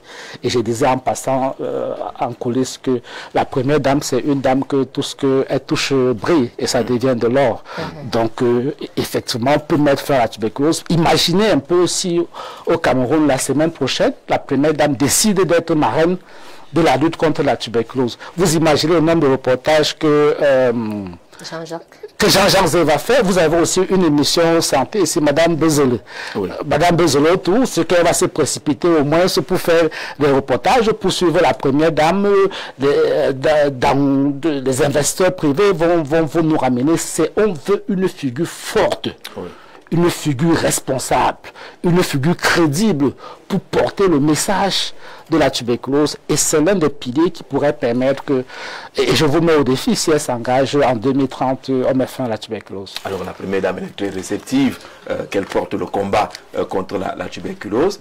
J'espère qu'elle a toujours écouté les uns les autres. Non, ne vous gênez pas, on vous a vu couler une petite larme lorsque vous parliez de votre père tout à l'heure. Ça a été très touchant, ça fait 3 ans. Il est parti, et on a senti que beaucoup d'émotions lorsque vous parliez de lui. C'est totalement humain dans tous les cas. Nous, vous aider à faire passer le message pour que la première dame prenne le lead de ce combat contre la tuberculose. Ça pourrait faciliter beaucoup de choses. Nadège, on a encore deux questions. Oui. Quelle appréciation faites-vous des membres du gouvernement qui se font soigner à l'étranger? Les questions des internautes, on dit ça sort comme ça. En fait, moi, je pense sincèrement que c'est un scandale. C'est un scandale. Vous vous rappelez qu'on nous racontait que le chef de l'État actuel scolarise ses enfants ici au Cameroun. Oui. Et si le chef de l'État scolariser ses enfants, ça veut dire que, dernièrement, le chef de l'État était parti ici à Obac. Oui. Le président Paul Biya à Obac. Moi, président, non, ne disons pas ça. J'avais dit que moi, président de la République, je ne tolérerai pas. Oui. Mais je n'ai vraiment pas d'ambition de président de la République pour le coup. Mais j'ai dit, je ne tolérerai jamais et jamais et jamais qu'un membre du gouvernement puisse aller se faire soigner, sauf si c'est une pathologie complexe qui nécessite une évacuation. Mais aujourd'hui, on peut exclure cela à 100%. Oui, mais nos plateaux techniques sont de plus en plus performants. Des gens qui parlent des Français qui vont se soigner en Espagne, vice-versa. Donc, on ne peut pas totalement fermer les portes. Vous savez que certains pays viennent se faire soigner au Cameroun. Voilà, par exemple. Et puis, pour sortir, que faites-vous de vos passe-temps? Est-ce que vous allez au champ? Oui, le week-end, je suis à la maison. Je ne bouge pas, samedi, dimanche, je suis à la maison. Et mes meilleurs passe-temps, c'est quand je suis au village. Quand je suis au village, j'ai mon champ.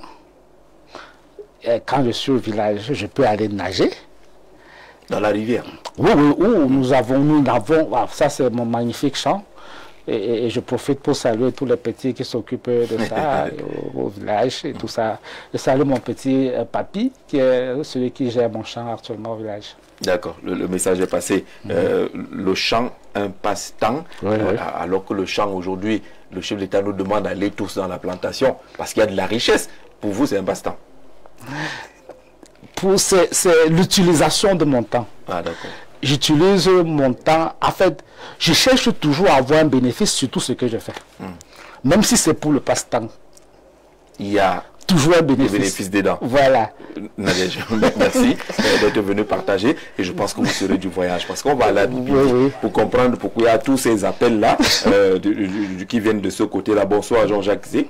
Encore merci Monsieur Bertrand Campoué pour tout ce qu'il fait pour les jeunes et les femmes de Bipindi et davantage aux populations Baguieli à qui il donne la possibilité de faire des actes de naissance chaque année, surtout aux enfants qui veulent aller à l'école Steve Mabali du village Bifoum, vous aider les Baguieli à avoir les actes de naissance. Parce que nous avons, dans l'arrondissement, nous avons certaines écoles où il y a davantage beaucoup d'enfants de communautés autochtones, en particulier les écoles de Ndoa, qui sont là. Et effectivement, on avait pris l'engagement, de faire des actes de naissance pour ces enfants-là, pour qu'ils puissent composer, avoir le CEP.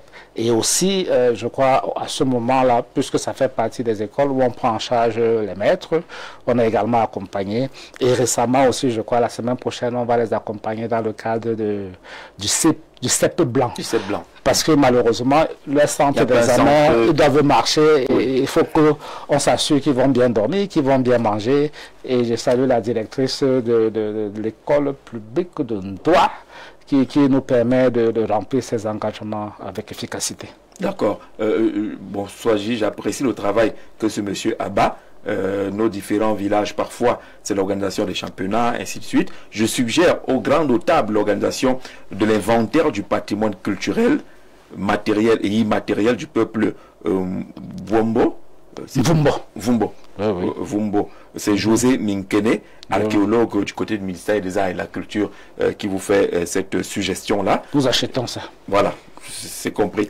Alors, bonsoir Jean-Jacques. Monsieur Campoué Bertrand maîtrise son sujet, beaucoup de courage à lui. De Lucas Mabili, Bertrand a d'abord abordé le sujet qu'il fallait, celui de la route. Ce sera difficile de voter le RDPC et ils n'auront plus d'arguments cette fois. Non, ce n'est pas ce que vous êtes en train de dire. Vous levez la voix pour que les choses changent. Absolument. Parce que vous qui êtes du RDPC, vous risquez d'avoir des problèmes pour passer le message. Absolument. Voilà. Absolument. Alors, et on sera très juste sur ce coup-là. S'il vous plaît, je voudrais savoir si M. Campoué pense que l'exécutif communal actuel de Bipindi a failli à ses missions. Voilà une question d'en direct là maintenant. NMC, c'est les initiales de son nom. Voilà une question directe. Les gens vous demandent de prendre l'affaire là en main. Est-ce à dire que vous pensez que ceux qui sont là gèrent mal? C'est d'abord systémique. La décentralisation n'a pas apporté tout l'espoir et toutes les réponses, ce qui fait que les exécutifs communaux ont beaucoup de difficultés à faire avancer leur vision. Malheureusement, ils sont embourbés dans ces contraintes systémiques. Encore à Bipindi, vous avez peut-être des opportunités qui se transforment en menaces. Vous avez des grandes compagnies minières qui sont en train d'installer. Et le maire est malheureux actuellement parce qu'il n'arrive pas à avoir une contribution de ces entreprises. C'est la sorcellerie à la limite, quoi. Parce qu'actuellement, il y a quand même une exploitation minière. Absolument, et puis le chef d'État cite ça à chaque discours. Avec les opérateurs que nous connaissons, Bocom qui est sur le terrain, l'exploitation là-bas, ça ne profite pas à la commune. Pas du tout. En principe, ils ont promis que c'est en juillet qu'ils vont lancer les interventions et c'est à partir de juillet qu'ils pourront apporter des réponses concrètes. Mais à côté de ça, on voit nos enfants qui travaillent dans ce système-là ont les postes de responsabilité les plus ingrats. Soit ils sont des balayeurs, soit ils sont des... Mais ça, c'est à l'inverse de la politique nationale. Mais c'est carrément... L'entreprise est logée chez vous. C'est carrément... Quand même que les enfants de ce village puissent avoir des postes. C'est carrément... C'est considérable. Oui. Et on a la formation sanitaire, qui est la formation sanitaire phare, ce qu'on appelle le CMA. On attendait peut-être une installation électrique de 4e génération qui permet de régénérer normalement. On pouvait comme retomber, qu'on pouvait avoir dans la communauté par cette entreprise, on pouvait avoir l'électrification. Imaginez que nous sommes au 21e siècle, en 2025, Bipindi est dans le noir. C'est le maire qui fait les efforts d'avoir l'électricité peut-être pendant 2 jours par semaine. On a l'expérience. Si ça vient aujourd'hui, demain, il n'y a pas, parce qu'il faut mettre le carburant. Il faut mettre le carburant. Et même la dimension de protection de l'environnement, l'écologie et tout ça. Mais ce sont des entreprises comme ça, devaient se transformer dans le cadre de la RSE, devaient mettre en place des actions citoyennes qui devaient accompagner le développement. On tape sur la mairie parfois à tort, parce que ces opportunités sont des opportunités manquées. Je vous assure, le maire est malheureux, décentralisation c'est bloqué, entreprise minière, d'exploitation minière bloquée. À un moment on avait la foresterie bloquée. Mais parfois il se dit qu'il faut également des hommes de combat. Si vous n'allez pas au choc, ces gens vont venir s'enrichir et repartir. Là où ça a un peu marché, où les entreprises contribuent, c'est que le maire a mis un peu du sien, un peu de pression pour que les choses changent. Si vous ne le faites pas, Bipindi va être comme beaucoup de villages du côté de l'Est, qui n'ont que les yeux pour pleurer. Et voilà, c'est ce qui s'en va. Bonsoir Jean-Jacques, bonsoir à ton invité. Merci de soutenir la femme rurale, car elle constitue le socle même du développement national si elle est bien encadrée. Une femme financièrement indépendante est mieux disposée à inculquer des bonnes valeurs morales à sa progéniture, et c'est la société qui gagne. Dans vos multiples activités, est-ce que l'État vous accompagne? Si oui, à quelle hauteur? Est-ce que les élites vous soutiennent? Quelles sont les difficultés que vous rencontrez sur le terrain dans le cadre de vos multiples activités? Jules Boris, depuis Yaoundé. Est-ce que vous êtes accompagné par l'État dans vos activités? Est-ce que les élites, est-ce que vous avez un comité qui rassemble des élites qui pourraient vous accompagner? Oui, sur le plan, par exemple, de l'ONG, nous sommes accompagnés sur le plan de tout ce qui est environnement favorable, parce que nous avons une bonne relation de travail avec le ministère de l'administration territoriale qui encadre toutes nos activités. Nous avons un contrat d'exécution avec le ministère de la Santé. Je crois que c'est suffisant comme accompagnement, et c'est un bon accompagnement, parce que ça nous donne le plateau pour faire des mobilisations partout, pour avoir des ressources pour mettre en œuvre nos programmes. Au niveau communautaire, au niveau du village, il faut être clair que les aînés font beaucoup, en particulier notre élite majeure et notre assouzoir. Ils font beaucoup sur tous les plans. Votre élite majeure, c'est le ministre des Forêts. Voilà, vous l'avez dit. Ministre des Forêts. Vous l'avez dit. Et notre assouzoir, c'est qui? Notre assouzoir, c'est qui? Alors, votre assouzoir, je vais trouver le nom tout à l'heure. Mais c'est déjà bien d'avoir identifié votre élite majeure. Voilà, bonsoir Jean-Jacques. C'est très brillant journaliste, merci. Nous sommes très fiers. Ma question, M. Campouer est un lion communautaire. Comment réussit-il à être au combat de la TB et VIH et être un père de famille? Nous a-t-il dit, il est marié, et j'ose croire, avec des enfants. Françoise Magouar, qui veut savoir comment vous gérez tout cela. Il faut avoir le sens de la repartie. Et c'est pour ça que quand j'initie une action, je cherche au moins 2 bénéfices sur l'action que j'initie. Ça permet cette répartie en termes de son temps. Et mon pourcentage de temps, parfois, il est calculé bien. Il est calculé bien parce que même au niveau de mon ONG, ici, là, je donne environ 25% de mon temps. Oui, et j'ai 45% de mon temps que je donne sur mes activités internationales, parce que je suis consultant pour l'UNOPS, qui est un service des Nations Unies. Je suis je suis associé dans un cabinet aux Pays-Bas, et je suis consultant pour le Fonds mondial. Donc ça fait que ce pourcentage de temps, tu dois bien le structurer et bien le cadrer. J'ai 10% de mon temps qui est dédié au social. Et ces 10% de temps-là, c'est ça que j'utilise pour me détendre au village aussi, avec agriculture. D'accord. Allez, je vous signale que comme demain c'est samedi et que vous n'allez pas sortir, nous entrons dans le temps additionnel de ce programme. On va prendre quelques minutes supplémentaires. Bonsoir Jean-Jacques, très belle émission. Nous sommes en pleine année électorale. Bertrand Campouer, comment la population de Bipindi fera-t-elle pour voter sans route, sans lumière? Qu'est-ce qui est fait pour? Vous avez déjà parlé de route et lumière tout à l'heure. Que proposez-vous? Je voudrais ajouter également ces populations qui ont des difficultés à s'inscrire sur les listes électorales, soit à cause d'enclavement, soit à cause du déficit de carte nationale d'identité. Est-ce que vous avez des actions dans ce secteur? Oui, il faut dire que la section RDPC encadre ce processus-là parce que la section initie des activités et les membres de la section, y compris les aînés et les élites, appuient. C'est une priorité qui a encore été rappelée dernièrement par, j'allais dire que l'élite majeure, par la section. Voilà, et c'est une priorité. L'inscription sur les listes électorales, c'est une priorité. Également les cartes d'identité. Et moi-même, de manière pas peut-être coordonnée, on appuie de temps en temps et tout ça. Ouais, les Camerounais. Bonsoir, excusez-moi. Je voulais demander si Sa Majesté le notable a déjà construit au village. Nos amis internautes, toute notre gratitude envers notre aîné, Campouer Bertrand, pour son engagement dans le domaine de la santé, dans l'avancement de Bipindi. Docteur Oyono Bekolo Serge, chef CMA de Bipindi. C'est un témoignage. Oui, c'est un petit frère. Et lui, parfois, on se plaisante. Je t'aime moi non plus. Non, c'est moi qui t'aime plus. Non, c'est moi qui t'aime plus. Parce qu'à un moment, on pense que les Camerounais sont trop vides et sont trop faux. Et ils font beaucoup de complaisance. Et c'est pour ça, lui en particulier, tête dure, tête trop forte. Et quand on veut plaisanter, on fait ce jeu-là. Non, je t'aime plus. Non, c'est moi qui t'aime plus. Et puis on conclut que nous nous aimons plus. Salut, petit frère. Est-ce que cela aide le CMA à fonctionner?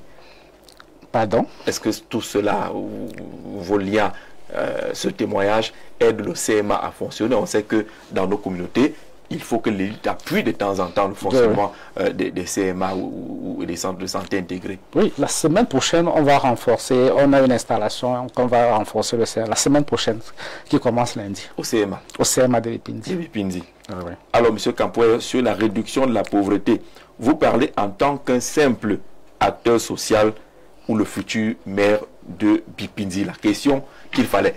On vous écoute là-dessus. C'est clair et c'est assumé que j'ai beaucoup d'intérêt pour être maire à Bipindi. Il ne faut pas que c'est assumé. Maintenant, le RDPC est compliqué. Sur ce qui est sûr, si on s'en tient à tous ces messages qui viennent, on a l'impression que vous avez le soutien de la population, hommes comme femmes, y compris les Bagoueli qui envoient des messages à travers. Il y a ce soutien-là, mais vous avez peur des investitures. Ça peut être compliqué. Oui, c'est ça que j'ai dit. Il faut moi être humble, quoi. Je veux dire, le RDPC est compliqué. Donc, vraiment, mais c'est assumé, c'est clair. Mais ce qui est aussi important pour noter, c'est que le RDPC aussi est bien organisé. Hein. Ça veut dire que, grossièrement, si tu arrives à la fontaine, il y a ceux qui étaient en train de puiser de l'eau qui sont là, non? Laisse-ils finir de puiser leur eau. Leur récipient se remplit. Et puis, ton tour va arriver. Chacun va arriver. Que votre tour est là. Vous attendez encore quoi? Votre tour est là. Mais peut-être il y a quelqu'un qui est en train de puiser son seau n'est pas encore plein. Je dois attendre que son seau se remplisse normalement. Vous ne faites pas les coups d'épaule. Non, il faut respecter la discipline du parti, il faut respecter les orientations. Mais la principale question, c'est vos états de service. Est-ce que vous êtes actif dans la section? Oh, je crois que je suis hyper actif. Hein.